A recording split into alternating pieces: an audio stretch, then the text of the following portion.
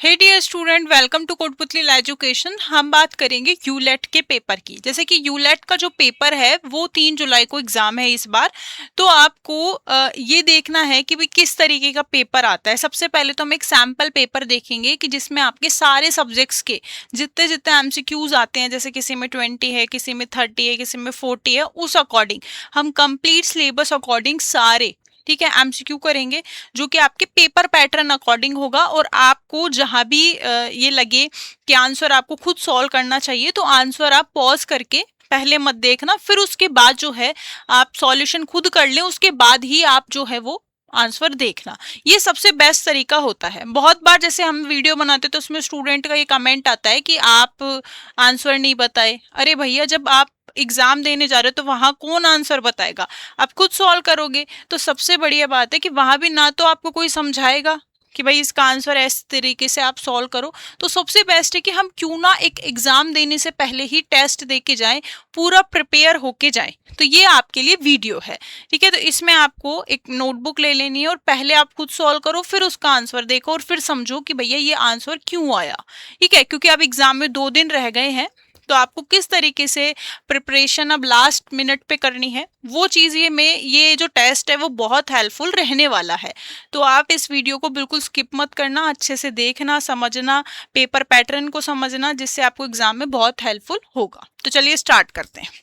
Channel subscribe कर लो, क्योंकि जितने भी एलएलबी से रिलेटेड अपडेट है वो इसी चैनल के थ्रू दी जाएगी।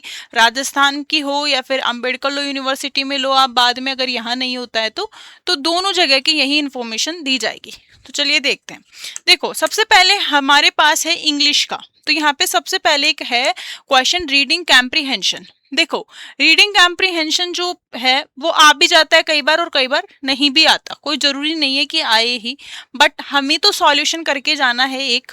और वही हम जो थर्ड फोर्थ फिफ्थ तक से पढ़ रहे हैं कि भाई एक पैसेज दे देंगे, क्वेश्चन दे देंगे और उनके आंसर जो है हमें पैसेज में से देखने हैं। और यहाँ एमसीक्यू बेस है, वहां पे क्या होता था, हमसे लिखवाया जाता था, और यहाँ क्या है, एमसीक्यू बेस है। तो ये जो पूरा पैसेज है, तो आपको एग्जाम में अगर पैसेज देते हैं, रीडिंग कॉम्प्रिहेंशन देते हैं, तो आपको क्या करना है, सबसे पहले उस पैसेज को समझना है। अब बहुत सारे स्टूडेंट ऐसे भी हैं जिनको इंग्लिश बिल्कुल नहीं आती, तो उनको क्या करना है, एक दो वर्ड पकड़ने कि भैया ये किस से रिलेटेड है। तो जैसे कि ये कॉन्सेप्ट ऑफ जुडिशियल रिव्यू, तो मतलब ये जुडिशियल रिव्यू कहाँ पे है, न्यायिक पुनर्विलोकन, जो कि कॉन्स्टिट्यूशन का है। ये इतना हमें समझ में आ गया। अब मेन मेन वर्ड पकड़ लो, इसलिए पेंसिल लेके जाना एग्जाम में। एम्पावर द जुडिशरी हो गया, ठीक है, जुडिशरी एग्जामिन। छोटे छोटे वर्ड्स का तो हम भी हिंदी अर्थ कर सकते हैं। लेजिस्लेटिव हो गया, enactment and executive order. If a law violated, मतलब किसी का हम उल्लंघन करते हैं, वायलेशन करते हैं उस चीज के बारे में। Constitutional provisions, court declares. तो अनकॉन्स्टिट्यूशनल क्या होता है, असंवैधानिक। इस तरीके से आपको छोटे छोटे वर्ड्स की हिंदी लिख लेनी है, जिससे आपको इजीली समझ में आ जाए। अब यहाँ पे देखो, फर्स्ट क्वेश्चन है हमारा पैसेज से ही कि भाई according to passage what is the primary purpose of judicial review. यहाँ पे पूछा है कि भाई अकॉर्डिंग टू पैसेज में जुडिशियल रिव्यू का प्राइमरी जो एक यहाँ पे पर्पस है वो क्या है। To give the judiciary supreme power over all government branches, to check the constitutional validity of law and executive order, to allow जज to create new legislative policy, to limit the speed of legislative law making process. मतलब ये हमारे सामने 4 options दे दिए। अब आपको क्या करना है, यहाँ पे से चेक करना है कि फर्स्ट में क्या है, constitutional governance, judiciary examine, validity of legislative enactment. यहाँ पे क्या है, यहाँ पे देखो कि एग्जीक्यूटिव ऑर्डर दे रखा है, तो यहाँ पे क्या होगा, आंसर बी। क्योंकि पैसेज में सबसे फर्स्ट में आप जब देखोगे तो सबसे क्या आता है, examine the validity of legislative enactment and executive order. इस तरीके से आपको हर एक चीज को पहचानना है। नेक्स्ट है, when the judicial review transform into what criticize call judicial activism. तो मतलब यहाँ पे व्हेन जुडिशियल एक्टिविज्म और जुडिशियल रिव्यू दोनों कॉन्स्टिट्यूशन के ही पार्ट है, मतलब कॉन्स्टिट्यूशन का ही एक टॉपिक है, और जुडिशियल रिव्यू और जुडिशियल एक्टिविज्म। तो जब आप कॉन्स्टिट्यूशन पढ़ोगे तब आपको इजीली समझ में आ जाएगा कि भाई ये क्या है, जैसे आप 13 में पढ़ते हो जुडिशियल रिव्यू को, ठीक है। और आर्टिकल 13 ही एक ऐसा है जो कि जुडिशियल रिव्यू की सारी चीज़ों के बारे में बहुत अच्छे से ब्रीफली समझाता है। और यहाँ पे जुडिशियल एक्टिविज्म, तो when court refuse to hear constitutional cases, when जजेस strictly follow old legal precedents, when court encourage upon the domain of legislature, when the executive branch ignores court ruling। यहाँ पे judicial activism के बारे में पूछा गया है। अब यहाँ पे देखो क्रिटिसाइज, सबसे पहले वर्ड पकड़ो, ये रहा, argue that aggressive judicial review can lead to judicial activism, यहाँ पे है, ठीक है। This occur when court overstep their mandate and encroach upon the domain of the legislature। सारे वर्ड्स मिल रहे हैं, तो यहाँ पे देखिए कौन सा आंसर होगा, जैसे कि हमने देखा है अभी ये वाला, ठीक है। इस तरीके से आपको मतलब पकड़ बनानी है कि भाई कौन सा होगा, सबसे ज्यादा मैच कौन सा हो रहा है, जैसे कि क्रिटिसाइज वगैरह, तो यहाँ पे सी। नेक्स्ट है which word in the passage mean a command, authorization और ऑफिशियल ड्यूटी। तो मतलब यहाँ पे ये पूछा गया है कि कौन, मतलब पैसेज में ए कमांड, ऑथराइजेशन और ऑफिशियल ड्यूटी का मीनिंग क्या है। कॉन्स्टोन, एनेक्टमेंट, रिस्ट्रेन, मैंडेट क्या है। तो यहाँ पे देखिए जैसे ही हम वापस से जाएंगे यहाँ पे और आप देखेंगे कि जुडिशियल रिस्ट्रेन भी है, ठीक है। जजेस must balance constitutional protection with judicial restrain. तो यहाँ पे हम अगर वापस आएंगे, रिस्ट्रेन के बारे में मतलब यहाँ पे बताया, बट अगर आप यहाँ पे देखोगे कि आपके सामने 5 रिट्स होती हैं, और वहां पे अगर आप देखते हो कि कमांड किस में आता है, जो मैंडमस होता है, जो कि मैंडेट करता है हर चीज को, उसमें आता है, तो यहाँ पे डी आंसर आएगा। यहाँ देखो criticize, argue, judicial review can lead judicial activism, this occur when court overstep their mandate and encroach upon the domain of legislature। तो देखो मैंडेट, ठीक है। तो इसलिए छोटे छोटे वर्ड्स की हिंदी लिखोगे तो आपको पूरा समझ में आ जाएगा। डी आंसर है। इसके बाद है यहाँ पे सनोनिम्स। सनोनिम्स मतलब क्या होता है, पर्यायवाची एक तरीके से, जो कि हम हिंदी में पढ़ते हैं। अब यहाँ पे बोला है कि भाई क्लोजेस्ट वर्ड, देखो सनोनिम्स को आपको ये भी इस तरीके से भी पूछा जा सकता है, क्लोजेस्ट वर्ड बताओ, तो वो भी सनोनिम्स ही होगा। तो यहाँ पे देखो इसका पूछा है कि बोल्ड वर्ड जो है उसका आपको सनोनिम बताना है। कंपेलिंग, कंपेलिंग का मतलब क्या होता है, कंपेलिंग जो है उसका आपको यहाँ पे सनोनिम्स बताना है, मतलब उसके सिमिलर वर्ड कौन सा है। वीक, मतलब वीक का मतलब क्या होगा कि भाई बहुत कमजोर है, ठीक है। कन्विंसिंग, टीडियस और लेंदी, तो यहाँ पे देखिए बी आंसर है। कंपेलिंग का मतलब क्या होता है, इवोकिंग इंटरेस्ट, अटेंशन और एडमिरेशन इन ए पावरफुली, मतलब यहाँ पे कन्विंसिंग जो है इसका एग्जैक्ट सिनोनिम्स है। तो आपको सिनोनिम्स और एंटोनिम्स में अपना टाइम वेस्ट नहीं करना है, क्योंकि वो तो कहीं से भी दे देंगे, बट हाँ आपको मेन जितने भी हैं जो कि अभी तक प्रीवियस ईयर क्वेश्चन पेपर्स में आ चुके हैं वो एक बार आप सोल्व करके देख लो। यहाँ पे एंटोनिम्स हैं जो कि आपको अपोजिट वर्ड और एंटोनिम्स दोनों की तरीके से पूछा जा सकता है, जिसको हम बोलते हैं विलोम शब्द। तो यहाँ पे देखिए बोल्ड वर्ड, तो यहाँ पे क्या है, ये बोल्ड वर्ड ये है। अब इसका आपको ढूंढना है यहाँ पे अपोजिट, अपोजिट देखना है हमें। तो यहाँ पे देखो डेस्पिटिव, डायरेक्ट, एम्बिगियस या फिर इनडिफरेंट, क्या आएगा, क्योंकि बहुत सारे एंटोनिम और सिनोनिम्स होते हैं, हमें याद हो ही नहीं सकते इतने सारे, और ना ही हम आइडिया लगा सकते। तो यहाँ पे देखो ये इसका मीनिंग जो है टेंडिंग अवॉइड कमिटमेंट, बी, ठीक है। सेल्फ रिवेल्युएशंस, बी क्या है इसका, डायरेक्ट। इसके बाद है pairs of words. Pairs of words का मीनिंग क्या होता है कि दो एक तरीके के वर्ड होंगे, आपको पता लगाना है कि कौन सा सही है।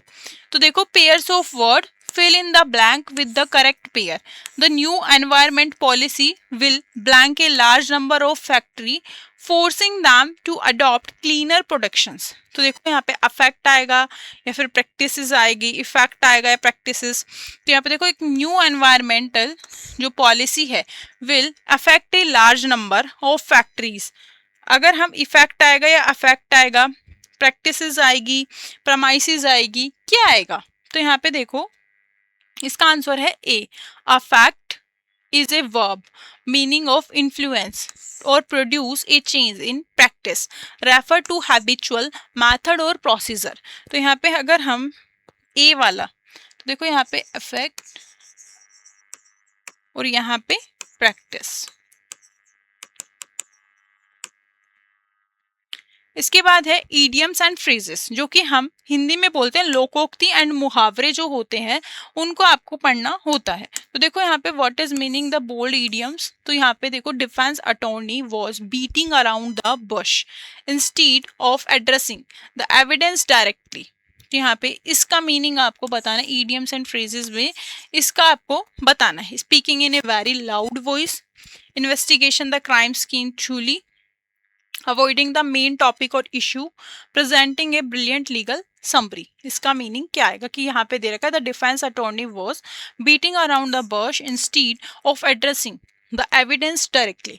अब इसका आंसर सोचो और आप अपनी नोटबुक में लिख लो कि भैया इसका आंसर क्या आएगा. उसके बाद जो है आप पॉज कर दो, और क्योंकि भाई मुझे तो आपको बताना है. तो यहाँ पे जैसे सी आंसर है, सी आंसर में क्या है यहाँ पे अवॉइडिंग द मेन टॉपिक और इशू. यहाँ पे एक्सप्लेनेशंस भी दे रखी है, आप वो भी रीड कर सकते हो. फिर है लीगल टर्म. लीगल टर्म जो होता है वो आपको जैसे टॉर्ट पढ़ा है, कॉन्ट्रैक्ट पढ़ा है, कॉन्स्टिट्यूशन पढ़ा है, बीएनएस पढ़ा है, हिंदू लॉ, मुस्लिम लॉ पढ़ी है, उसके अंदर आपको समझ में आ गया होगा कि भाई लीगल टर्म क्या होता है. जैसे टॉर्ट में तो सारे ही लीगल टर्म, लीगल मैक्सिम्स हैं, कॉन्स्टिट्यूशन में भी मोस्टली मिलेंगे, कॉन्ट्रैक्ट में भी बहुत हैं. तो यहाँ पे देखो पूछा है एब इनिशियो. एब इनिशियो का मतलब क्या होता है? फ्रॉम द वेरी बिगिनिंग, मतलब अब जो है किसी चीज को हम शुरू कर रहे हैं, फ्रॉम द वेरी बिगनिंग. ये आंसर राइट है. इसकी बात है सेंटेंस करेक्शन का. अगर आपको टेंस आते हैं बहुत अच्छे से तो आप इजीली सेंटेंस करेक्शन के जो यहाँ पे आंसर है वो आराम से पहचान लोगे. यहाँ पे ग्रामेटिकल करेक्ट सेंटेंस पहचानना है, जैसे कि कौन सा सही है इन चारों में से. Everyone of witnesses have sign the affidavits.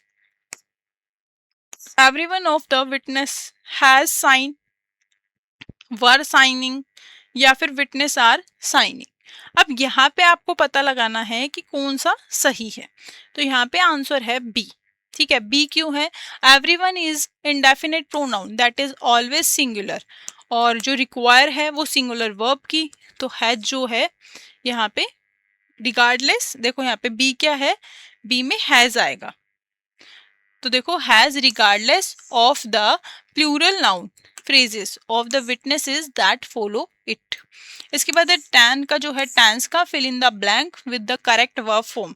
Bye next December the Supreme Court this landmark case will rule, rule will have ruled, has ruled. क्या आएगा यहाँ पे?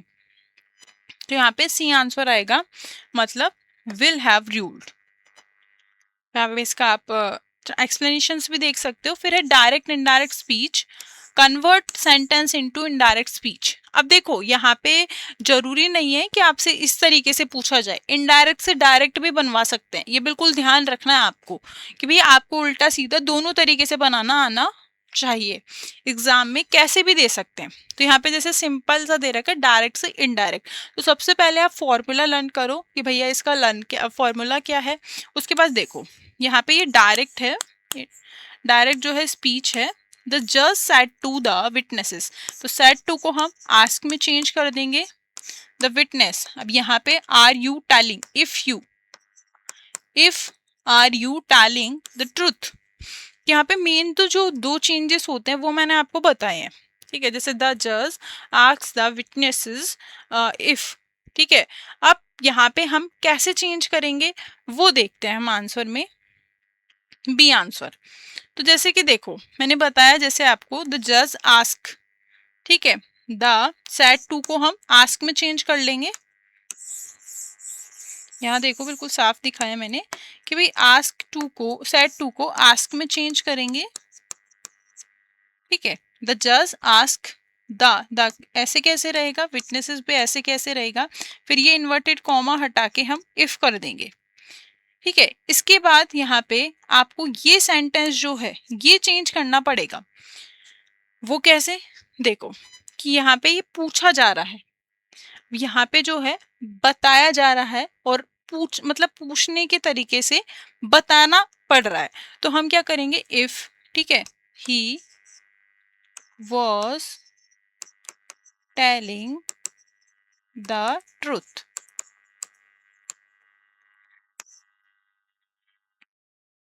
यहाँ पे देखो whether is used sentence structure become assertive and present continuous tense। Are telling को change हम past continuous में करेंगे तो was टेलिंग हो गया। तो इससे आपको टेंस की जो है पहचान होनी चाहिए। तो एक पेज ले लो, उस पे आप बना लो पहचान कि भाई किसको मैं कैसे पहचानूंगा। एक्टिव पैसिव वॉइस, अब यहाँ भी आपको एक्टिव टू पैसिव बनाना है, बट एग्जाम में आपसे पैसिव टू एक्टिव भी बनवा सकता है। The police officer has intercepted the suspicious vehicle. तो यहाँ पे देखो द सस्पिशियस व्हीकल इज, मतलब अब हमें यहाँ पे इन चारों में से ये बताना है कि कौन सा पैसिव वॉइस जो है सही है। इसका ये एक्टिव है, अब हमें पैसिव बना के देखना है। तो चार ऑप्शन को बाद में देखना, पहले आप खुद से बनाना, फिर उसके बाद ऑप्शंस मैच करना कि जो आपने बनाया है क्या वो सही है। यहाँ पे देखो सी आंसर आएगा, The suspicious vehicle has been intercepted by the police officer। फिर है article and determiner, fill in the blank with correct choice. भाई आर्टिकल जो और डिटरमिनर, तो जैसे ए एंड द और बाकी जैसे ये सम फ्यू, ये इस तरीके से डिटरमिनर। तो यहाँ पे ये द यूनिवर्सिटी इनवाइटेड ऑनरेबल जज, ऑनरेबल तो प्रोनाउंस जो हम करेंगे उसके थ्रू यहाँ पे ए एन का पता लगाया जाता है। लेक्चर ऑन लीगल एथिक्स, क्या आएगा इसका आंसर, सी है। ठीक है, क्योंकि ए जो है silent, h and has a vowel sound, vowel जो होते हैं मतलब हम बोलते हैं स्वर वो। So it take and lecture start with a consonant sound, so it take the indefinite जो है आर्टिकल ए। यहाँ पे सी आंसर, मतलब कैन और ए। नेक्स्ट है मॉडल्स का है, चूज द करेक्ट मॉडल्स। तो जैसे कैन हो गया, शुड हो गया, माइट हो गया, मे, इस तरीके से। तो देखो candidate blank bring any electronic gadget inside the examination hall. तो यहाँ पे क्या आएगा, should not, must not, could not या फिर मे नॉट। बी आएगा, मतलब यहाँ पे मस्ट नॉट। इस तरीके से भी नॉट लग के आ सकता है। नेक्स्ट है sentence correction, choose the correct option, fix the underline part.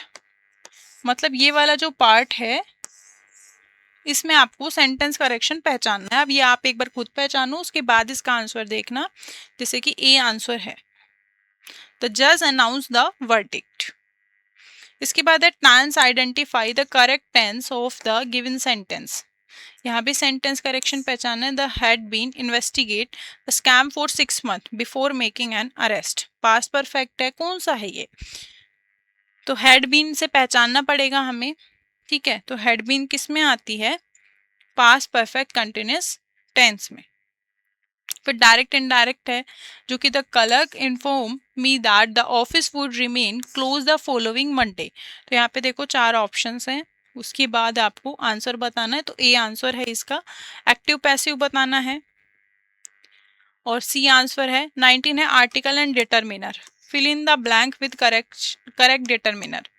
तो due to heavy rain there were blank people present at the public hearing. तो यहाँ पे क्या आएगा, सी, फ्यू। इसके बाद है मॉडल, जो कि आपको मॉडल्स बताने हैं कि कौन सा है। तो इसमें मस्ट हैव आएगा, the absolute lock on the door was unbroken so thief must have entered through the window. तो ये हो गई 20 इंग्लिश के क्वेश्चन। अब है हिंदी के, तो यहाँ भी एक पैसेज आ सकता है, भारतीय संस्कृति में न्याय को सर्वोपरि स्थान दिया गया है। तो ये न्याय से मतलब जस्टिस से रिलेटेड है। गद्यांश के अनुसार आधुनिक लोकतांत्रिक व्यवस्था में कार्यपालिका और न्यायपालिका को अलग अलग क्यों किया गया है? यहाँ पे देखो, आधुनिक लोकतंत्र व्यवस्था में भी कार्यपालिका और न्यायपालिका का पृथक्करण किया है ताकि किसी भी नागरिक के मूल अधिकार का हनन ना हो। तो यहाँ देखो, नागरिकों के मूल अधिकार की रक्षा करने और उनके हनन रोकने के लिए, यही आंसर है बी। नेक्स्ट है, विधिक साक्षरता का प्रसार देश के कोने कोने तक क्यों होना अनिवार्य है? तो यहाँ पे देखो, विधिक साक्षरता यहाँ पे ये बोला गया है। तो यहाँ पे देखो समझना, इसलिए विधिक साक्षरता का प्रसार क्यों आज के जटिल प्रशासनिक दौर में सामान्य जनता के लिए कानूनी दांव पेचों को समझना। तो यहाँ पे देखो, कानूनी दांव पेचों को समझना कठिन हो गया, बिल्कुल इजी होते हैं, पैसेज में से तो निकालने क्वेश्चन। गद्यांश के प्रयुक्त पृथक्करण, पृथक्करण मीन्स क्या होता है कि भैया आपने ये दो चीज हैं उनको अलग अलग कर दिया। अब यहाँ पे बताना है कि इसका सही विलोम शब्द क्या है। पृथक मतलब अलग अलग, तो इसका मतलब क्या होगा कि भाई ये एक ही बन जाए, ये बीच वाली लाइन हट जाए। तो देखो, विभाजन, अलगाव, विश्लेषण तो अलग अलग हो गया, एकीकरण क्या होता है? एक करना। तो ए आंसर। संधि और संधि विच्छेद, तो देखो यहाँ पे संधि उद्धरण शब्द का सही संधि विच्छेद कौन सा है? उद्धरण, उत्हरण, जैसे कि यहाँ पे व्यंजन की संधि के नियम अनुसार, जैसे कि संधि जो है तीन तरीके की होती है, जैसे स्वर संधि, व्यंजन और विसर्ग।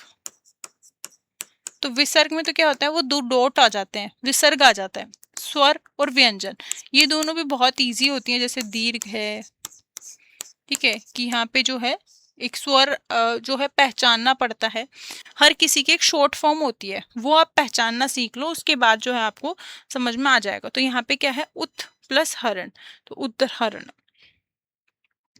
समास चंद्रशेखर शब्द में कौन सा समास है?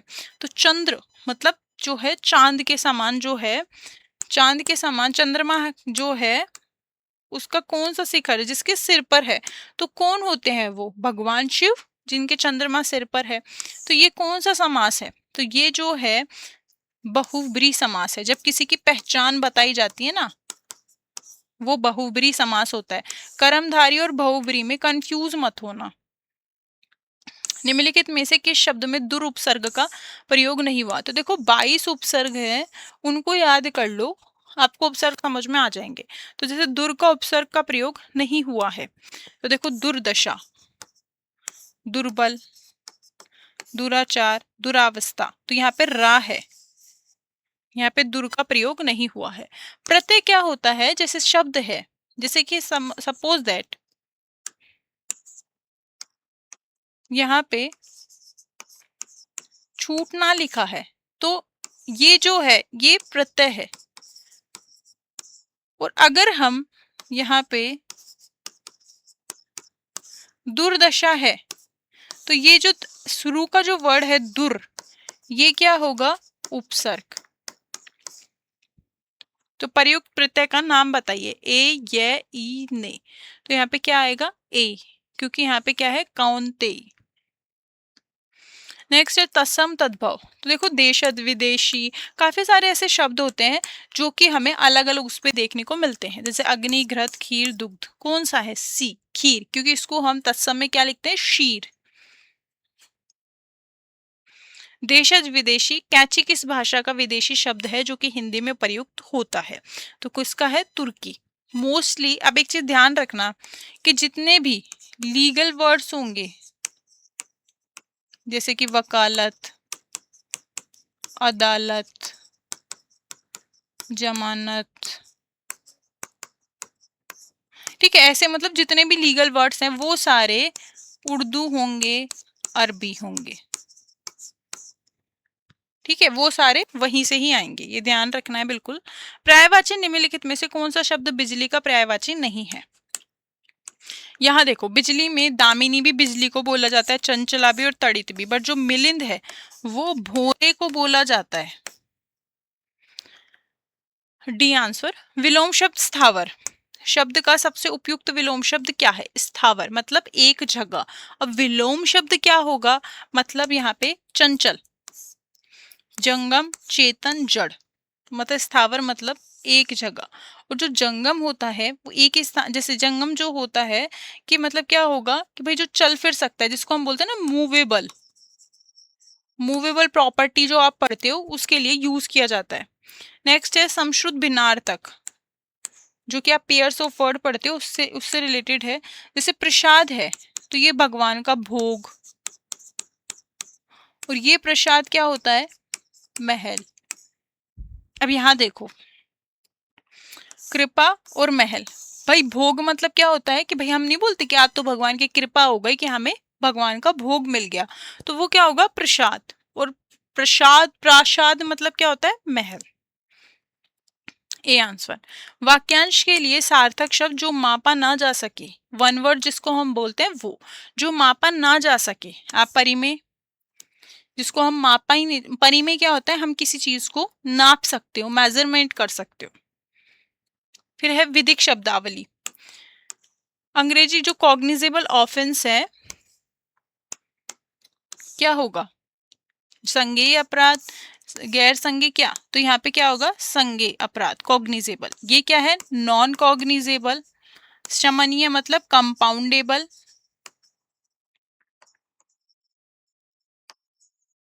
जमानतीय मतलब बेलेबल।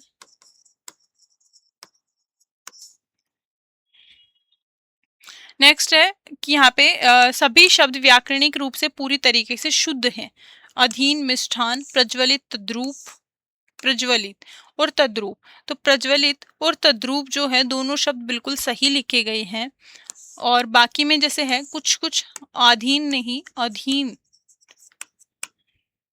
अन्य विकल्पों में देखो क्या क्या दोष हैं वो भी बताए गए हैं यहाँ पे, अशुद्धियां क्या क्या हैं, जिससे आप अगर ऐसे वर्ड्स आते हैं तो आप आराम से पहचान लो।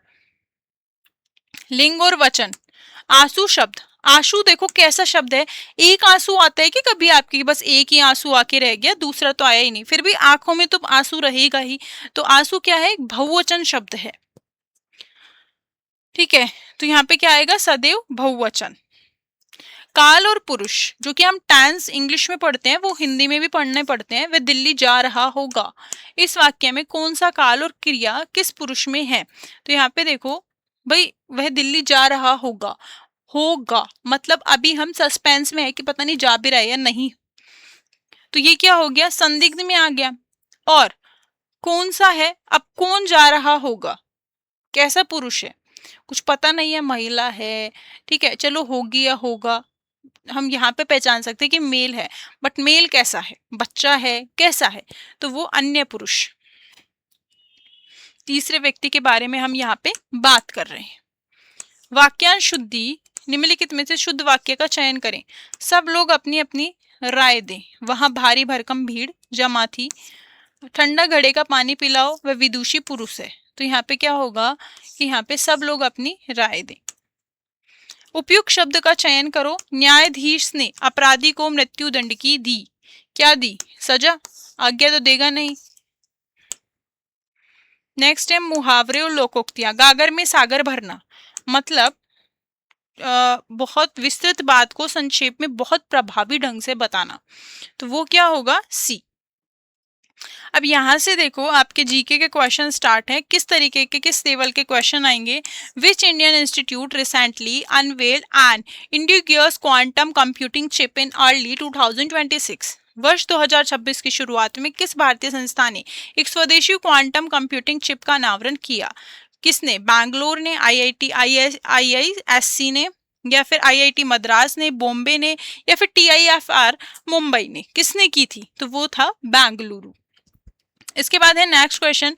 विच permanent organ of human body has the unique capacity to completely regenerate itself. मानव शरीर के किस स्थायी अंग में स्वयं को पूर्णतः पुनर्जीवित करने की अद्वितीय क्षमता होती है? लीवर में, अग्नाशय में, किडनी में, या फिर ब्रेन में? किस में होती है? तो यहाँ पे लीवर में होती है। नेक्स्ट है what is the phenomenon of splitting of white light into its component colour when passing through a prism. Prism से गुजरने पर श्वेत प्रकाश का उसके घटक रंगों में विभाजित होने की परिघटना क्या कहलाता है? तो ये कैसा है क्वेश्चन? जर्नल साइंस का। इससे पहले वाला भी जर्नल साइंस का था, एक जर्नल साइंस एंड टेक्नोलॉजी से रिलेटेड था, मतलब वो आपका करंट से में था। वर्ण विक्षेपण क्या आएगा यहाँ पे? वर्ण विक्षेपण। A answer. Which organic acid is naturally present in high concentrations inside ants when they bite human। चींटियों के काटने पर मानव शरीर में स्वाभाविक रूप से कौन सा कार्बनिक अम्ल उच्च सांद्रता में प्रवेश करता है? फॉर्मिक, साइट्रिक, एसिटिक या फिर ऑक्सैलिक? कौन सा करता है? फॉर्मिक अम्ल। Who was elected as new secretary general the United Nations in late 2025 election? ये कैसा है? इंटरनेशनल ऑर्गेनाइजेशन से रिलेटेड। तो आपको क्या करना है, सारे जितने भी भाई जो लोग कोर्स ज्वाइन कर रखे हैं ना, उनको तो सारे जितने भी स्टैटिक्स से करवा रखे हैं, इंटरनेशनल ऑर्गेनाइजेशन से, करंट से, सारे पढ़ने बहुत अच्छे से। वर्ष 2025 के अंत में हुए चुनावों में संयुक्त राष्ट्र के नए महासचिव के रूप में किसे चुना गया था? एंटोनियो गुटरेश को। Which nation officially secured the top spot in the medal tally at the Winter Olympic held early 2026? वर्ष 2026 की शुरुआत में आयोजित शीतकालीन ओलंपिक पद तालिका में किस देश ने आधिकारिक रूप से शीर्ष स्थान प्राप्त किया? नॉर्वे ने। ठीक है। नेक्स्ट है what is India targeted fiscal deficit percentage for the financial year 2026-27 पर रिसेंट बजट? तो कितना है? 4.5%। देखो इनमें समझने जैसा तो कुछ है ही नहीं, क्योंकि जीके है ये। जीके में तो आपको सारी याद करने पड़ते हैं। Which country to cover official presidency of Shanghai Cooperation Organisation, जिसको हम बोलते हैं एससीओ, फॉर द 2026 टेन्योर? 2026 के कार्यकाल के लिए किस देश ने शंघाई सहयोग संगठन की आधिकारिक अध्यक्षता संभाली? किर्गिस्तान ने। Which atmospheric layer contain the maximum concentration of protective ozone layer gas? किस वायुमंडलीय परत में सुरक्षात्मक ओजोन परत गैस की अधिकतम सांद्रता पाई जाती है? किसकी? समतापमंडल की। नेक्स्ट है which national park in India become the first to successfully reintroduce African cheetah under project cheetah? Project cheetah के तहत अफ्रीका चीता को सफलतापूर्वक पुनरुत्पादित करने वाला भारत का पहला राष्ट्रीय उद्यान कौन सा बना? Kuno national park. नेक्स्ट है यहाँ पे बोला है जैव आवर्धन, ठीक है, जो कि परिघटना का तात्पर्य पोषण स्तरों में किसकी सांद्रता में प्रगतिशील वृद्धि से है? किससे है? टॉक्सिक केमिकल से। Which biological process is responsible for releasing large amount of water vapor into atmosphere from plant leaves? पौधों की पत्तियों से वायुमंडल में बड़ी मात्रा में जलवाष्प छोड़े जाने के लिए कौन सी जैविक प्रक्रिया जिम्मेदार है? वाष्पोत्सर्जन। ये हम 5-6 में पढ़ते थे कि भाई जो पेड़ होते हैं उसमें वाष्पोत्सर्जन होता है, ठीक है, उसमें उसकी जो है यहाँ पे देखा जाता है कि भाई पेड़ पौधे का जो जीवन होता है वो कैसे होता है। किस प्रमुख अंतर्राष्ट्रीय समूह ने वर्ष 2025 में एकल डिजिटल मुद्रा पोर्टल के एकीकरण की आधिकारिक घोषणा की थी? किसने की थी? ब्रिक्स ने। The dynamic digital India act, पुराने सूचना औद्योगिक अधिनियम 2000 जो है उसको बदलने वाला गतिशील डिजिटल इंडिया अधिनियम किस वर्ष में पेश किया गया था? तो 2025 में। देखो 2 साल के कम से कम आपको एक्ट्स के भी पढ़ने हैं कि भाई कब जो है लॉन्च हुए थे। भारत की संसद में राज्यसभा के सभापति के रूप में आधिकारिक कर्तव्य का निर्वहन कौन करता है? भारत का उपराष्ट्रपति, जिसको हम एक्स ऑफिशियो भी बोलते हैं। Under which specific schedule Constitution India are provisional regarding anti-defamation law? 10th schedule है जो कि 52nd अमेंडमेंट में ऐड की गई थी। अर्थशास्त्र में स्टैगफ्लेशन शब्द का तात्पर्य किस जो बाजार स्थिति से है वो है a high inflation and high unemployment. Next question है, in which historical year did British East India Company officially win the decisive battle of Buxar? किस ऐतिहासिक वर्ष में ब्रिटिश ईस्ट इंडिया कंपनी ने बक्सर के निर्णायक युद्ध में आधिकारिक रूप से जीत हासिल की थी? 1764 में। उसके बाद है यहाँ पे, कालीबंगा के प्रमुख प्राचीन स्थल की खोज सबसे पहले किस प्रसिद्ध पुरातत्विक ने की थी? किसने की थी? अमालनंदा घोष ने। Which important line to latitude passes directly through the middle sector of India? Tropic cancer जो होती है, जिसको हम बोलते हैं कर्क रेखा, वो गुजरती है सेंटर से, भारत के मध्य क्षेत्र में होकर गुजरती है। ये भी याद कर लेना कहाँ कहाँ से कौन कौन सी रेखा होके गुजरती है। Which Indian state has the longest absolute mainland coastline boundary along the Arabian Sea? अरब सागर के किनारे किस भारतीय राज्य की मुख्य भूमि तटरेखा सीमा सबसे लंबी है? किससे लंबी है? गुजरात से। The ancient traditional martial art from name, ठीक है, Kalaripayattu originate in which Indian state? भाई जो कालारी पट्टू है उसका ऑर्गेनेटेड नाम की प्राचीन पारंपरिक युद्ध कला की उत्पत्ति किस भारतीय राज्य में हुई थी? केरल में। जीआई टैक्स वगैरह और जैसे कि अभी जो भी मिनिस्टर्स वगैरह हैं राजस्थान के और इंडिया के, वो भी सभी आप एक बार दोबारा से देख लेना। फिर है, फतेहपुर सीकरी में शानदार बुलंद दरवाजे का निर्माण अकबर ने कहां पर अपनी विजय के उपलक्ष्य में करवाया था? कहां पे करवाया था? बंगाल, गुजरात, मेवाड़ या दक्कन? फतेहपुर सीकरी के शानदार बुलंद दरवाजे का निर्माण, देखो वैसे तो फतेहपुर सीकरी में ही है, आगरा के पास, ठीक है, पर किसकी वजह से करवाया था? जब वो गुजरात से जीता था, उस वजह से यहाँ पे करवाया था। In which modern district of Rajasthan is famous अग्नि नृत्य fire dance perform by Jasna sect?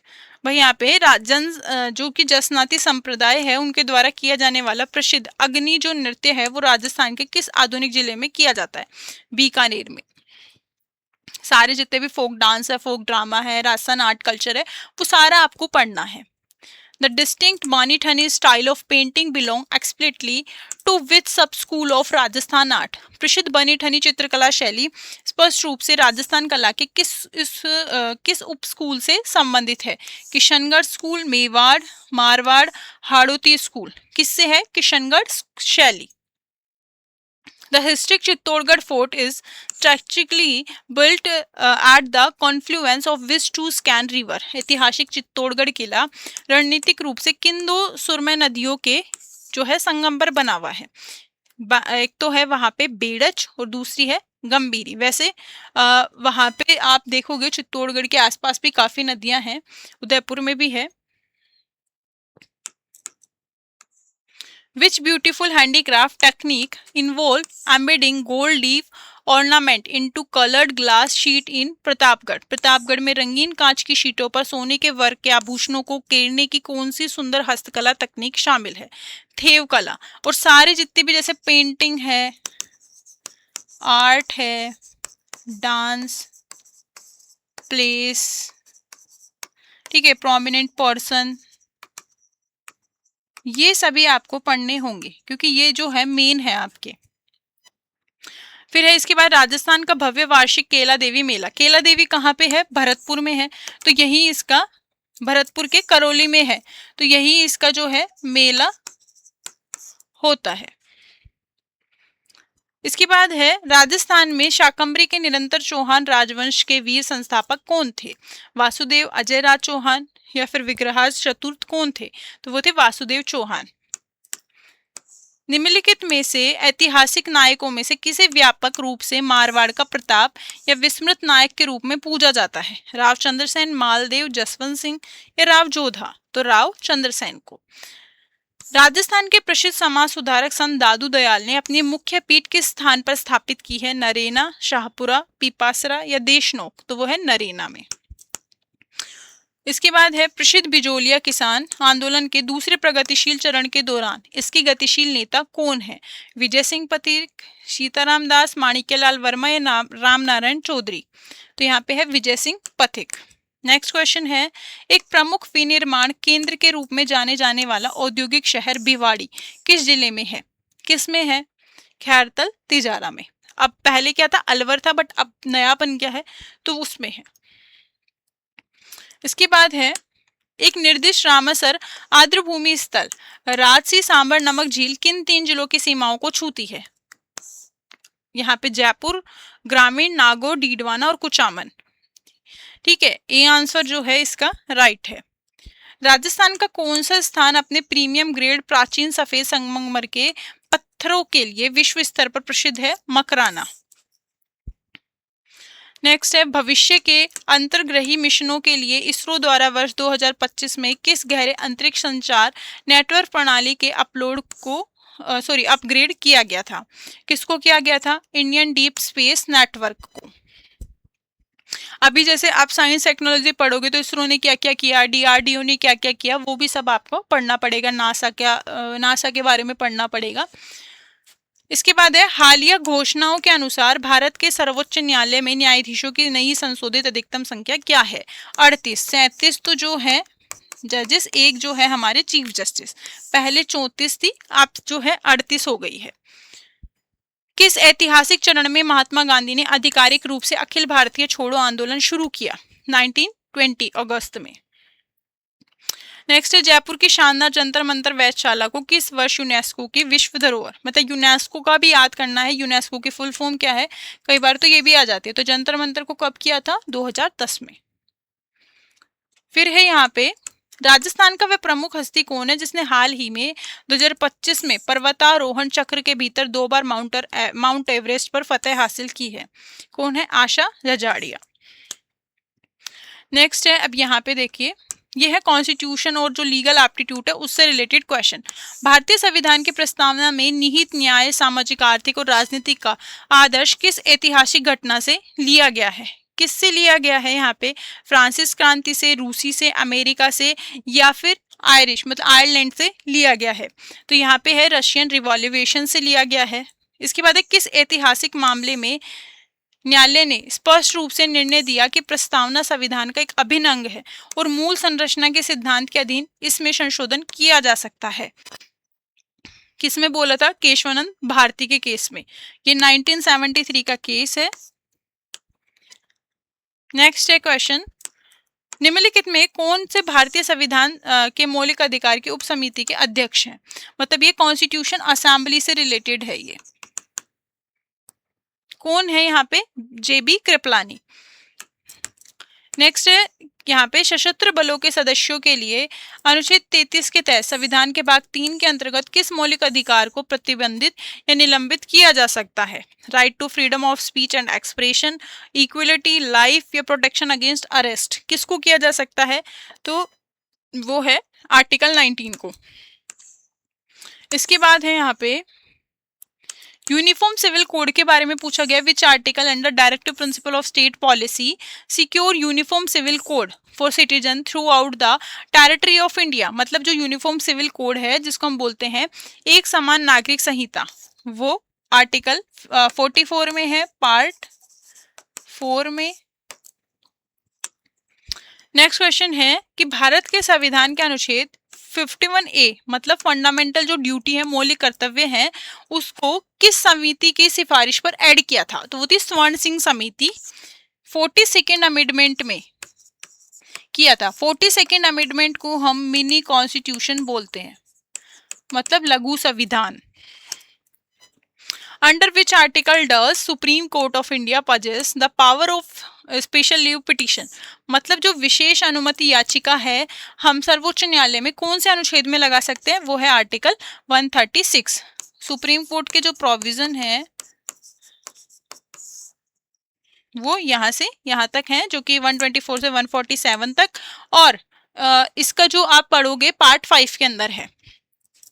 किस संविधान संशोधन के अधिनियम ने राष्ट्रीय आपातकाल से संबंधित, मतलब राष्ट्रीय आपातकाल पार्ट 18 352 के तहत आंतरिक अशांति के स्थान पर सशस्त्र विद्रोह जो है शब्द प्रतिस्थापित किया था? वैसे तो यहाँ पे 42nd में किया था, ठीक है, 42nd अमेंडमेंट। इसके बाद है भारतीय संविधान की प्रारूप समिति के ड्राफ्टिंग कमेटी, जो कि सबसे मेन है, जो कि कॉन्स्टिट्यूशन को हमने ड्राफ्ट किसके थ्रू किया गया था, जो कि आज हम पढ़ते हैं, तो वह डॉक्टर BR अम्बेडकर। नेक्स्ट है भारतीय अनुबंध अधिनियम, मतलब कॉन्ट्रैक्ट का क्वेश्चन है ये। ऐसा समझौता जो एक पक्ष के विकल्प पर कानून द्वारा प्रवर्तनीय हो लेकिन दूसरे पक्ष के विकल्प पर नहीं, क्या कहलाता है वो? वॉइडेबल कॉन्ट्रैक्ट, मतलब शून्य करनीय अनुबंध। इसके बाद है अपकृत्य कानून में मानहानि मतलब डिफामेशन किस व्यक्ति के किस अधिकार के खिलाफ अपराध है? रेपुटेशन के, मतलब मानहानि मतलब कि आपकी जो गुडविल है, मतलब आपकी जो रेपुटेशन है उसको खराब कर दे कोई, बदनाम करके, तो वो चीज उसके खिलाफ होती है। भारतीय न्याय संहिता के तहत चोरी को किन संपत्ति को बेईमानी से हटाने के रूप में परिभाषित किया है? भाई चोरी आप किसकी कर सकते हो? आप किसी के घर की कर सकते हो चोरी, कि भाई घर उठा के आप दूसरी जगह रख लो, या लैंड्स बिल्डिंग्स इनकी नहीं कर सकते। हम किसकी कर सकते हो? जो मूवेबल प्रॉपर्टी है, जैसे कि लाइक पैन हुआ, बोर्ड हुआ, कोई ज्वेलरी हुई, फ्रीज हुआ, लैपटॉप, चार्जर, इन सब की कर सकते हैं, जो कि हम एक जगह से उठा के दूसरी जगह उसको रख सकते हैं। तो यहाँ पे क्या आएगा? Movable property. नेक्स्ट है निम्नलिखित में से कौन सा हिंदू कानून में एक संहिताबद्ध कानून है? जो कि पूरा जो है एक संहिताबद्ध कानून है। अब देखो यहाँ पे सिर्फ इसी एक्ट के यहाँ पे आप देख सकते हैं कि ओनली यहाँ पे ईयर लिखा है, बाकी एक्ट्स के नहीं। तो हिंदू मैरिज एक्ट 1955। इसके बाद है मुस्लिम कानून के तहत एक वैध सुन्नी विवाह। देखो मुस्लिम जो होते हैं वो 2 सेक्ट्स में डिवाइडेड होते हैं, एक शिया और एक सुन्नी। इनके जो मैरिज के रिचुअल्स हैं, डाइवोर्स के रिचुअल्स हैं, वो थोड़े डिफरेंट है। इनकी स्कूल्स भी हैं, जैसे कि हनफी, मलिकी, हनबली, इस तरीके से। तो उनको पढ़ना पड़ता है, तब हमें जाके दोनों सेक्स समझ में आते हैं। और बाकी आपके एग्जाम में इतने ज्यादा खास कोई क्वेश्चन नहीं आता, कोई एक आए तो आ जाए, नहीं तो ना भी आए। मुस्लिम कानून के तहत एक वैध सुन्नी विवाह के लिए कितने गवाहों के हस्ताक्षर की आवश्यकता होती है? तो देखो मैरिज जो है 4 टाइप्स की होती है वैसे तो, बातिल, फासिल, सही, ठीक है, और मुता विवाह, इस तरीके से। तो यहाँ पे बता रखा है 2 मेल और 1 मेल एंड फीमेल विटनेस, 2 पुरुष या 1 पुरुष और 2 महिलाएं गवाह। यहाँ पे है इंसर्ट आर्टिकल 21A जो राइट टू एजुकेशन से रिलेटेड है। और हम पढ़ते हैं 51A में 11 जो फंडामेंटल ड्यूटी है वो किसके थ्रू ऐड किया था? तो वो था 86 अमेंडमेंट, जिसको हम बोलते हैं ना RTE, जिसमें स्कूल में बच्चों का एडमिशन करवाते हैं, वो चीज है। इसके बाद अपकृत्य कानून में हर्जाना देने का मुख्य उद्देश्य क्या होता है? इसका मुख्य उद्देश्य ये होता है कि जो भी जिस पीड़ित पक्षकार है उसको मुआवजा मिल जाए और वो जो है उसका जो नुकसान हुआ है उससे भरपाई हो जाए। तो compensate the injured party, B. Next है under Indian contract act a proposal when accepted become a what. भारतीय अनुबंध अधिनियम के तहत एक प्रस्ताव स्वीकृत होने पर क्या बन जाता है? अब सेक्शन 2 पढ़ना, उसमें सी है, उसमें बता रखा है प्रॉमिस।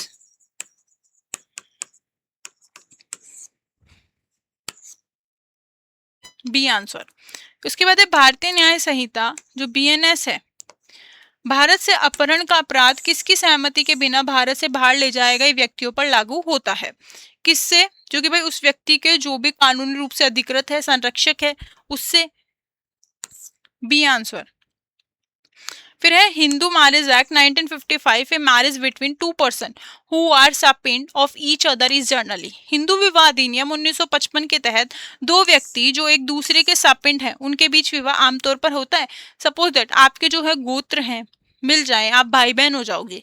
मतलब हिंदू में ये होता है कि हम जो है गोत्र मैच कर कर शादी करते हैं। तो वही चीज यहाँ पे बताइए। आप सेक्शन 5 पढ़ना, उसके 4 और 5 जो है सब क्लोज, उन दोनों को पढ़ लेना। उसमें से बता रखा है जो है यहाँ पे प्रतिशत नातेदारी और दूसरा है सपिंड। तो यहाँ पे क्या होगा? वो 0 होगा। मुस्लिम कानून के तहत मृत्युशैया, अंतिम बीमारी, जैसा मरने वाला आदमी हो रहा है और उसने क्या किया, यहाँ पे दिए गए उपहार को तकनीकी रूप से हम क्या बोलेंगे? मर्जुल मौत। इसके बाद है यहाँ पे कि भारत के संविधान का कौन सा अनुच्छेद यह प्रावधान करता है कि सर्वोच्च न्यायालय द्वारा घोषित कानून सभी न्यायालयों पर बाध्यकारी होगा? भाई ऐसा कौन सा है? तो आर्टिकल 141। भारतीय अनुबंध अधिनियम के तहत किसी असंभव कार्य को करने का समझौता होता है। असंभव कार्य को अगर हम कर रहे हैं तो वो वॉइड होगा। भाई यहाँ पे आपको रहते हैं, न्यूसेंस के बारे में आपने पढ़ा होगा। न्यूसेंस जो होता है उसका शब्द का अर्थ है physical unlawful interference, breach of trust, publishing a false statement, या फिर एंजॉयमेंट ऑफ लैंड। तो यहाँ पे होगा unlawful interference with a personal use और एंजॉयमेंट ऑफ लैंड। मतलब जैसे कि आप डीजे बजा रहे हो बाहर खड़े होके, बहुत ज्यादा शोर मचा रहे हो, या फिर कोई कारखाना चला रखा है बगल में, पड़ोस वालों को बहुत दिक्कत हो रही है, तो वो न्यूसेंस होता है, जिसको हम हिंदी में उपद्रव भी बोलते हैं। ठीक है। इसके बाद है यहाँ पे भारतीय न्याय संहिता के तहत सामूहिक बलात्कार जो कि गैंगरेप होता है, सेक्शन 17 पढ़ना। कठोर कारावास की न्यूनतम अवधि क्या है? 20 year. Which article under part 3 of Indian constitution abolish the practice of untouchability? भाई यहाँ पे बता रखा है अस्पृश्यता का जो उन्मूलन है, अंत है, वो कौन से आर्टिकल में दे रखा है? आर्टिकल 17 पार्ट 3, और ये जो है राइट टू इक्वलिटी में आता है। इसके बाद है मुस्लिम कानून में तलाक या पति की मृत्यु के बाद महिला द्वारा जो बिताई जाने वाली अवधि होती है, या फिर हम बोलते हैं कि वो जो समय होता है उसको हम इद्दत बोलते हैं। इसमें ना तो वो महिला दूसरी शादी कर सकती, बहुत सारे रूल रेगुलेशंस होते हैं।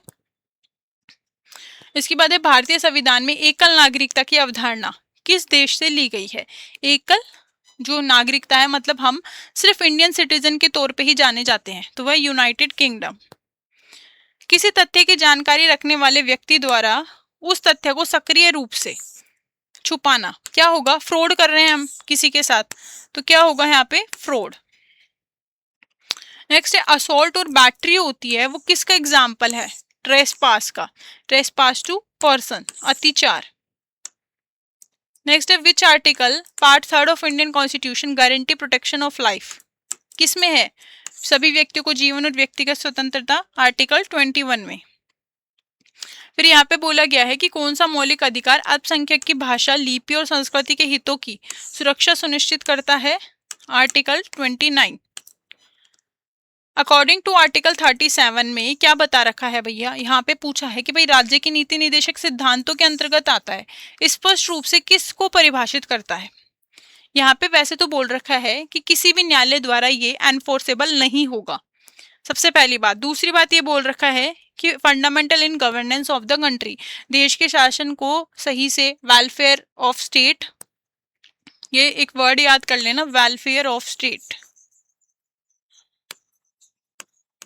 मतलब राज्य का कल्याण, ये इसका उद्देश्य होता है राज्य के नीति निर्देशक तत्व का। तो यहाँ पे बी आएगा आंसर। इसके बाद है which constitution article allow president to seek advisory opinion of supreme court? कौन सा संवैधानिक अनुच्छेद राष्ट्रपति को सर्वोच्च न्यायालय की सलाहकार राय के लिए अनुमति देता है? तो वो है आर्टिकल 143। कौन सा संविधान, हाँ ये तो हमने पढ़ ही लिया, आर्टिकल 143। इसके बाद है नेक्स्ट क्वेश्चन कि भाई भाग 3 के तहत कौन सा अनुच्छेद भारतीय नागरिकों को संघ, संगठन या सहकारी समिति बनाने के अधिकार की गारंटी देता है? तो वो देखो आर्टिकल 19 देता है, और आर्टिकल 19 सी देता है। नेक्स्ट है what is the standard of proof required in a civil case under tort law? अपकृत्य कानून के तहत दीवानी मामले में सबूत का क्या मानक आवश्यक है? तो वो है बी। ठीक है। इसके बाद है next question under the Bharatiya Nyaya Sanhita organise crime is address explicitly under which section? Bharatiya Nyaya संहिता के तहत संगठित अपराध को स्पष्ट रूप से किस धारा के तहत संबोधित किया गया? सेक्शन 111, 112 पैटी ऑफेंस, ये तीनों पढ़ना इम्पोर्टेंट है, और 1 जो 13 है वो टेररिस्ट जो ऑफेंस होते हैं, मतलब जो आतंकवादी करते हैं, उसमें आता है। नेक्स्ट है भारतीय संविधान का जो पार्ट 4 है, कौन सा अनुच्छेद राज्य को न्यायपालिका कार्यपालिका से अलग करता है? आर्टिकल 50। इसके बाद है which article under part 3 provide protection against double jeopardy punish twice for the same offence? भाग 3 के तहत कौन सा अनुच्छेद दोहरे दंड के अपराध को 2 बार मुकदमा के खिलाफ होता है? वो आर्टिकल 20 का जो 3rd क्लोज है वो है, सॉरी 20 का जो 2nd क्लोज है वो है डबल जियोपार्डी, 3rd जो है सेल्फ इंक्रिमेशन है, आत्म अभिशंसन। नेक्स्ट क्वेश्चन है, किस ऐतिहासिक मामले में भारत के सर्वोच्च न्यायालय ने यह स्थापित किया कि न्यायिक पुनरावलोकन संविधान के मूल ढांचे का हिस्सा है और इसे संशोधन द्वारा भी नहीं छीना जा सकता? तो वो है L Chandra Kumar versus union of India. Next है, किस ऐतिहासिक मामले में भारत के सर्वोच्च न्यायालय ने यह निर्णय दिया कि अनुच्छेद 14 के तहत समानता का गतिशील सिद्धांत राज्य के किसी भी कार्य को खारिज करता है जो मनमाना, विरोधी या फिर अनुचित हो? तो वो है ईपी रोयप्पा का केस था। अब है यहाँ पे हम पढ़ेंगे लॉजिकल रीजनिंग के। तो ये एनालॉजी से रिलेटेड क्वेश्चन है। जैसे कि पेन है, वो लिखता है, तो नाइफ क्या करेगा? किसी को काटेगा, तो वो बी। नेक्स्ट है, आइस जो है, आइस है ये, तो ये कैसे होगी? ठंडी होगी। तो फायर क्या होगी? हॉट होगी। इसके बाद बर्ड जो है फ्लाई करते हैं, तो फिश क्या करेगी? वो क्या करेगी? तैरती है, स्विम करती है। कंप्लीट सीरीज जैसे 3, 6, 9, 12, 15 है, ठीक है। तो इसके बाद नेक्स्ट क्या आएगा भाई? यहाँ पे देखो 3 का गैप है, यहाँ भी 3 का है, यहाँ भी 3 का है, यहाँ भी 3 का है, तो यहाँ भी 3 का होगा, तो 16, 17, 18 सी। नेक्स्ट है कंप्लीट सीरीज जैसे 1, 4, 9, 16, 25। तो आपको सबसे पहले इनके बीच का गैप लगाना है कि भाई यहाँ पे कितना गैप है। तो यहाँ पे गैप पहचानो पहले कि भाई 3 नंबर का है, फिर यहाँ पे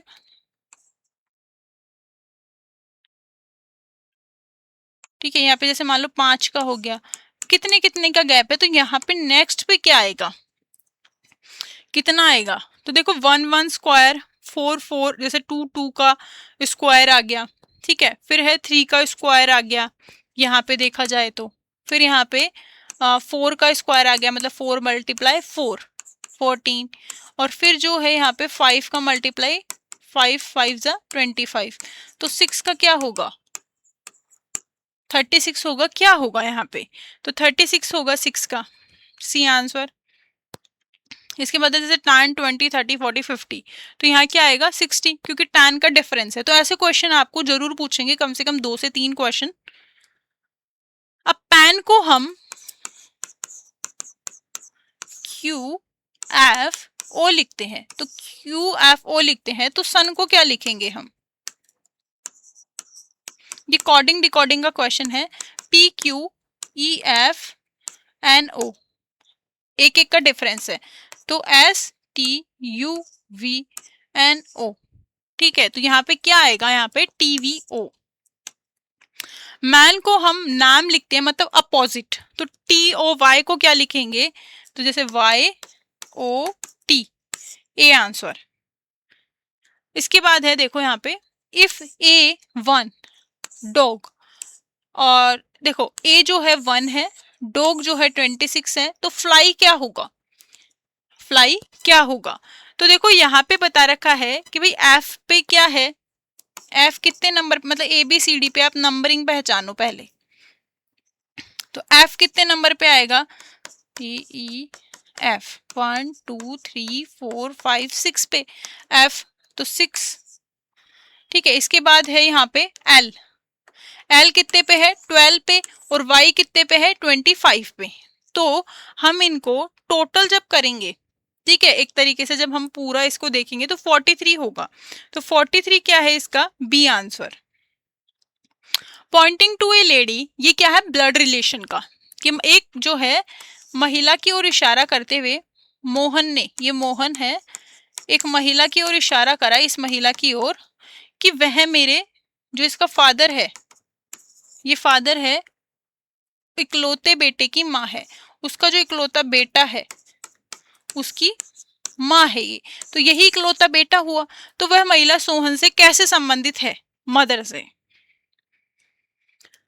P is father of Q, P का जो फादर है वो क्या है? क्यू है, ठीक है। और आर का क्या है? Is the brother of P. How is R related to Q? तो क्या होंगे? अंकल। इसके बाद है एक्स एंड वाई भाई हैं, जेड की जो एक्स है वो माँ है, तो जेड और वाई से कैसे संबंधित है? मदर से। नेक्स्ट है 133, जिसमें बोला गया है स्लोजिम का, स्लोजिम्स के क्वेश्चन है, स्टेटमेंट दिया है कि ऑल जो जितनी भी टेबल्स हैं वो सारी चेयर भी हैं, चेयर है और ये टेबल है। आर बेंचेस, ऑल चेयर जो है ये जितनी भी चेयर्स हैं ये सारी बेंच भी हैं। तो कंक्लूजन है ऑल टेबल आर बेंचेस नहीं, क्योंकि सम जो चेयर थी वही सिर्फ बेंच बताई हैं। सम बेंचेस आर टेबल, जो कि सही है। ठीक है, तो यहाँ पे क्या होगा, कौन सा सही आएगा? ओनली कंक्लूजन 1 नहीं, 2 नहीं, 1 एंड 2 दोनों निष्कर्ष सही है नहीं, कोई भी सही नहीं है। ठीक है, तो नाइदर फॉलो, कोई भी सही नहीं है। कौन सा सही आएगा? तो यहाँ पे आएगा कि सभी जो मेज हैं वो बेंच हैं, जितनी भी मेज हैं वो बेंच हैं।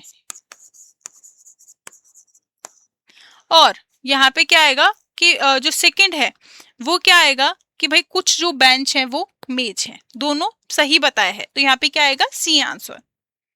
इसके बाद है some mango or apple, mango जो है वो एप्पल भी है।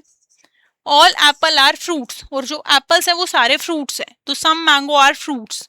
तो फर्स्ट में दे रखा है कि भाई कुछ आम फल है, निष्कर्ष सही है। Conclusion, conclusion does not follow, निष्कर्ष गलत है। तो यहाँ पे क्या आएगा? निष्कर्ष सही है, क्योंकि मैंगो भी क्या है? फ्रूट है।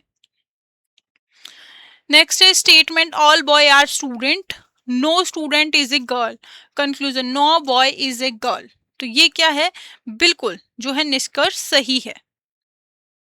इसके बाद है यहाँ पे एक लड़का पूर्व की ओर, जैसे कि मान लो ये ऐसे यू बना लो आप, ठीक है, मान लो ये इधर चलता है, ठीक है, पूर्व की ओर जो है 10 मीटर चलता है, 10 मीटर। और फिर जो है बाईं ओर, जो कि बाईं ओर मतलब ईस्ट एंड टर्न लेफ्ट, यहाँ पे मतलब बाईं ओर मुड़ता है। सपोज दैट बाईं ओर जो है मुड़ गया, और कितना चलता है फिर बाईं मुड़कर? 5 मीटर। अब उसका मुख्य जो है किस दिशा में है, किस दिशा में है? तो हम यहाँ पे इस तरीके से बनाएंगे। पहले आप यहाँ से मान लो यहाँ से चल रहा है कोई व्यक्ति, ठीक है, यहाँ पे चला, कहाँ आ गया? ईस्ट में। अब बाईं ओर चल रहा है, तो यहाँ पे कहाँ आ गया? नॉर्थ में। तो क्या आ गया? ये नॉर्थ। इसके बाद है आप दक्षिण की ओर 6 किलोमीटर चलते हैं। मान लो आप दक्षिण की ओर जो है 10 किलोमीटर चलते हैं, फिर दाईं ओर मुड़कर, मतलब जो राइट साइड है मुड़कर, अब आप अपने प्रारंभिक बिंदु में किस दिशा में है? तो यहाँ पे क्या आ गया? ये पश्चिम और दक्षिण। नेक्स्ट है यहाँ पे यदि कोई व्यक्ति पश्चिम दिशा की ओर यात्रा कर रहा है, इधर यात्रा कर रहा है, और यू टर्न 180 डिग्री लेता है, तो वह किस दिशा में यात्रा कर रहा होगा? किस में कर रहा होगा? ईस्ट में। इसके बाद है इफ एक्स वाई जो है 3:4 है और वाई जेड जो है 4:7 है, तो what is ratio x Z? X और जेड का क्या रेशियो होगा? तो यहाँ पे देखो क्या रेशियो होना चाहिए वैसे। यहाँ पे तो देखो, यहाँ पे बता रखा है एक्स वाई जेड का 3:4:7 है, तो एक्स जेड का क्या होगा? 3:7, 3:7। इसके बाद total sum of 500 is divided between A and B in ratio 2:3। Find B share. 500 की कुल राशि को ए और बी के बीच में बांटना है। ठीक है, तो कैसे बांटोगे आप? तो यहाँ पे बता रखा है कि भाई टोटल पार्ट जो है 2 + 3 5 हो गया। अब बी जो है शेयर करेगा 5 में, तो 100। ठीक है, 100 आने के बाद वो 3 से उसको मल्टीप्लाई कर देगा, तो 300। ठीक है, तो इस तरीके से क्या आएगा आंसर? 300। 4 और 9 का मध्य अनुपाती ज्ञात करें, मतलब बीच का जो है वो क्या आएगा? तो यहाँ पे देखो a × b और फिर 4 × 9, 36 का आप रूट निकालोगे तो 6 आएगा, तो 6 इसका बीच का मध्य अनुपाती होगा। नेक्स्ट क्वेश्चन है यदि 5 पुरुष एक परियोजना को 12 दिन में करते हैं 5, तो 10 पुरुष उसी को कितने दिन में करेंगे? तो यहाँ पे कितना आएगा? 6 डेज। कैसे कि यहाँ पे 5 को मल्टीप्लाई आप 12 से करो, फिर 10 को जो है आप यहाँ पे डेज में कर दो, जैसे कि आप 6 डेज में कर दो। ठीक है, एक दिन और बढ़ा दो उसको, सिर्फ इतने में आएगा। A train travel 200 kilometre 4 hours, what is speed? भाई स्पीड क्या है?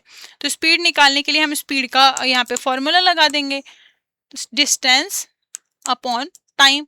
ठीक है, तो यहाँ पे आप देखोगे कि 200 को आप 4 से जब डिवाइडेड करोगे तो 20 जो है मीटर सेकंड की चाल को किलोमीटर प्रति घंटा के कैसे बदलें?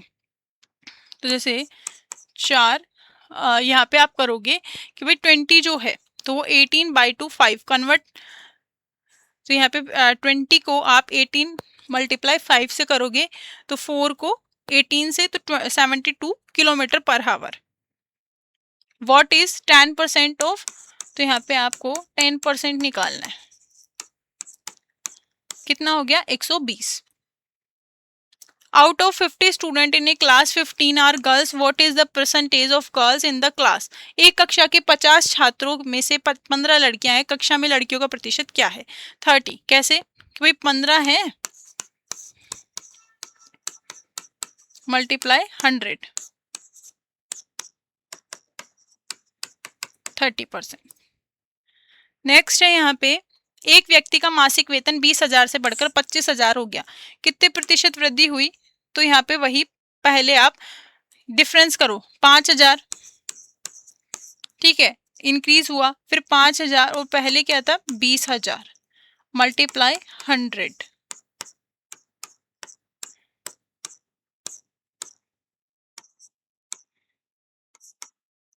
25%।